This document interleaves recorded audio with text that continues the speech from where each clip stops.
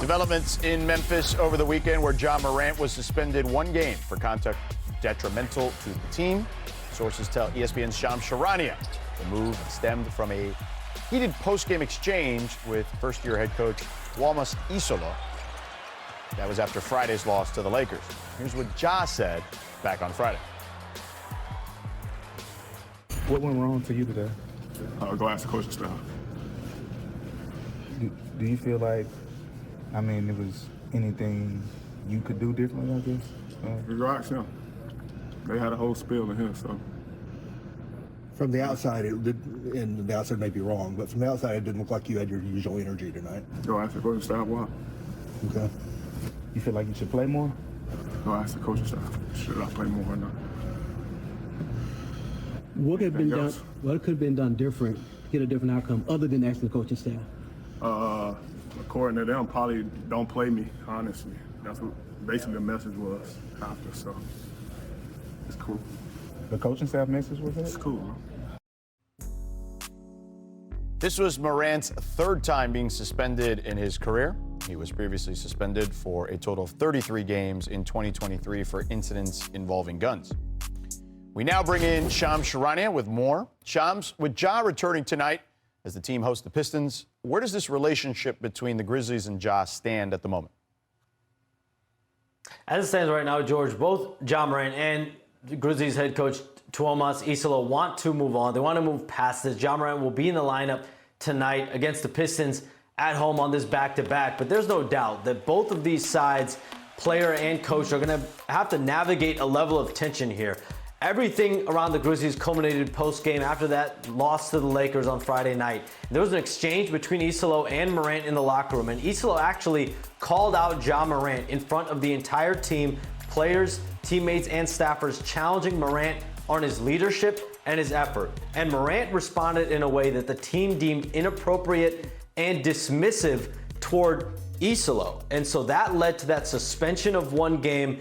And over the last several days, my understanding is Morant has had a level of frustration over substitution patterns, rotations, and play calls. But for the Grizzlies to suspend Ja Morant for 1 game, obviously it's something that they felt, organization, they had to send a message, and now both sides looking to move past this. Interesting.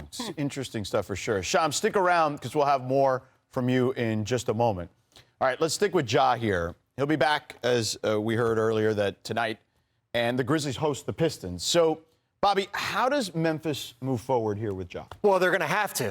Here's a player that's got 3 years left on their contract. I thought going into this season, both sides were kind of at a crossroads here. Remember, this was a player who was your face of the franchise.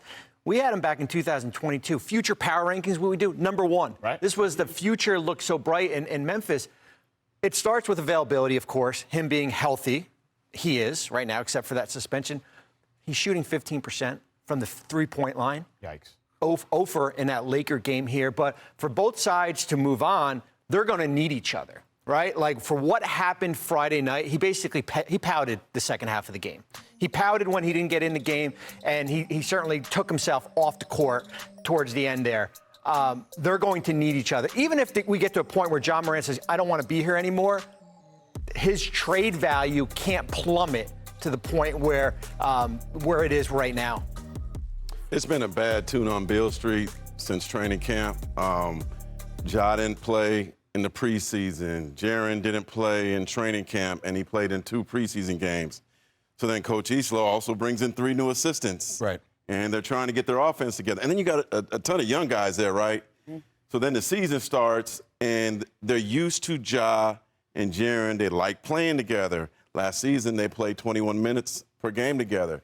So far this season, less than 15 minutes per game. So when Jaren comes out and comes back in, Ja comes out. And they're both stuck in that second group that they're playing in with a bunch of young guys. So that's where I think the frustration is for Ja and Jaren. And I think Jaren, from what I hear, is equally as frustrated. And then obviously it blew up.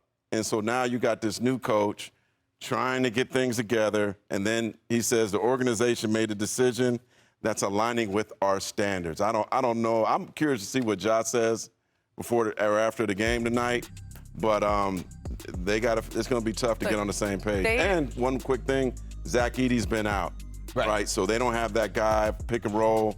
It's just a tough roster to succeed with. They made a coaching change at the end of last season to empower Iisalo. Okay, they brought him over. He coached Paris basketball. He was running some very creative offensive sets, and Zach Kleiman, the GM there, really believed in him.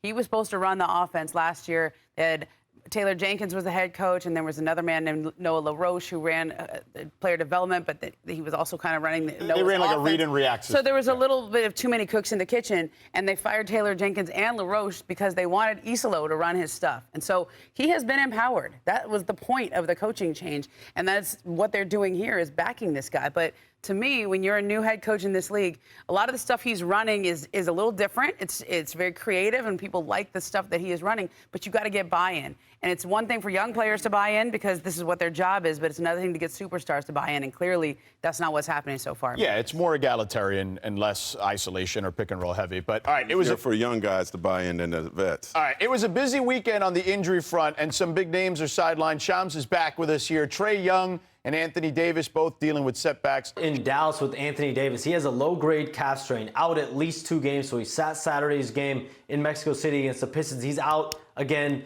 as well tonight in Houston. They're going to reevaluate him later this week. They want to be cautious with Anthony Davis. Anytime you have calf Achilles issues, he was grabbing at that calf Achilles area the other night in their game, and he has had Achilles tendinopathy. So that is something they're going to reevaluate later this week. In Atlanta, it's a little bit more of a longer absence for the Atlanta Hawks with Trae Young. I'm told he has a sprained MCL. He's going to be out the entire month of November. The Hawks are going to reevaluate Young in about 4 weeks. The good news for Trae Young, though, no other ligament damage, no meniscus damage in that knee after a teammate got shoved into that leg.